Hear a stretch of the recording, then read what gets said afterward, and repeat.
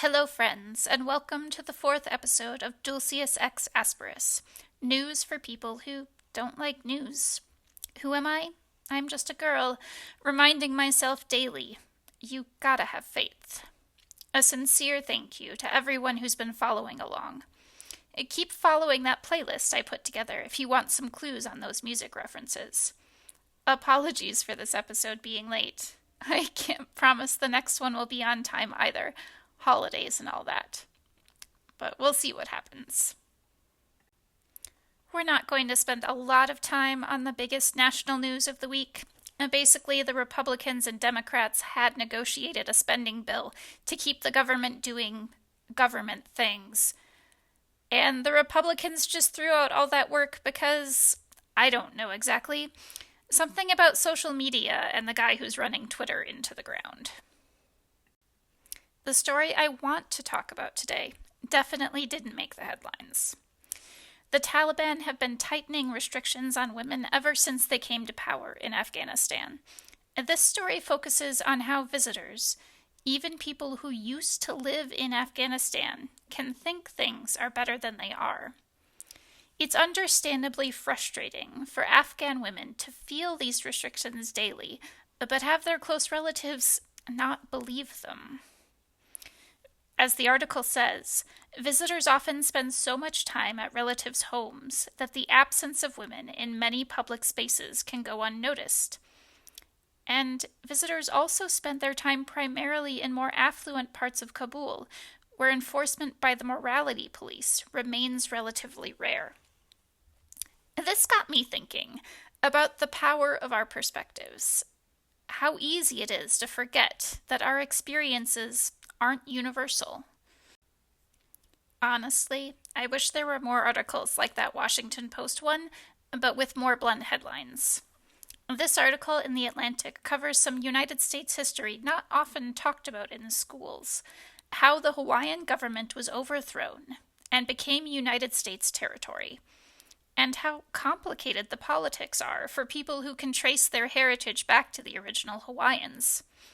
Some want to be recognized as a tribe, like many continental Native American groups are. A few talk openly about a sovereign Hawaii.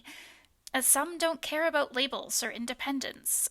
They just want support from the federal government for the everyday problems islanders face, like expensive housing and food. Here are some other headlines that I might write if I were in charge. Upper middle class family doesn't understand what it's like to live at poverty line. Or maybe you think sexual harassment is rare because you're not a target. Or the evergreen, just because you've been treated badly doesn't mean you can't be a jerk. I realize that discussing things in this way may be off-putting for some. The Democrats have been criticized for their identity politics, because other issues can just seem more pressing. As Brian Schatz, a Democratic politician, says in that Atlantic article on Hawaii, the danger is that we spend all of our time counting the number of angels on the head of a pin, and ignore the fact that injustice is manifesting itself on a daily basis with bad economic outcomes. Not enough housing, not enough health care. So why should we care? I can only answer that question for myself.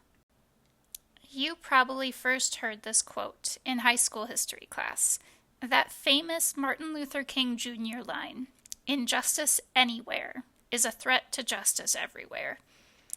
You may have heard it so often the line has lost its meaning. I looked up the full letter to see the quote in context.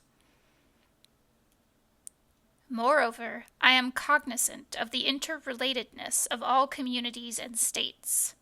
Injustice anywhere is a threat to justice everywhere. We are caught in an inescapable network of mutuality, tied in a single garment of destiny. Whatever affects one directly affects all indirectly. Identity politics aren't really about individual identities. They're about imbalances of power, and how those imbalances of power hurt everyone. Because everyone is vulnerable, if anyone can be designated as unworthy. Or, if you'd like to hear the academic version,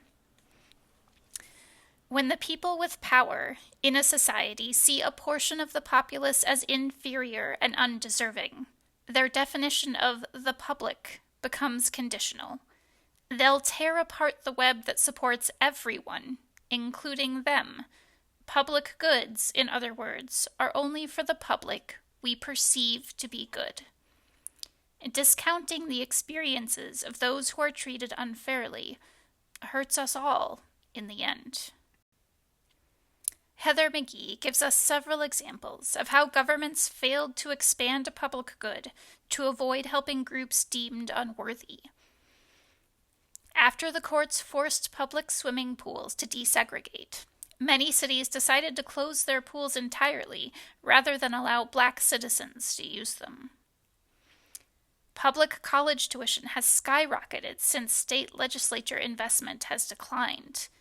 This means all students attending public colleges have to pay more tuition.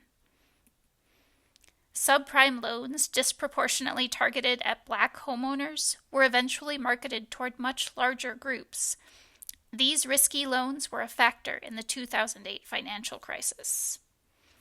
By shrinking government regulations and social safety nets, we don't just hurt the unworthy, we make everyone more vulnerable. And if this topic is interesting to you, I would definitely recommend this book for any readers out there. I know, this is the same tip I talked about last week, but it's definitely topical this week, since we're talking about widening our perspectives. Also, I think this one takes a lot of practice to get right. It's important to be aware of the world and your place in it. It's also important not to lose yourself in all the bad news. My pick for the good deed this week is kind of weird, I'll admit. It could be fun, though. And just pick a show on your favorite streaming service that you wouldn't normally watch. Or maybe browse the library for a book from a perspective you don't normally hear. We all have our struggles, and understanding someone else's might help the world make a little more sense. Until next time, take care of each other.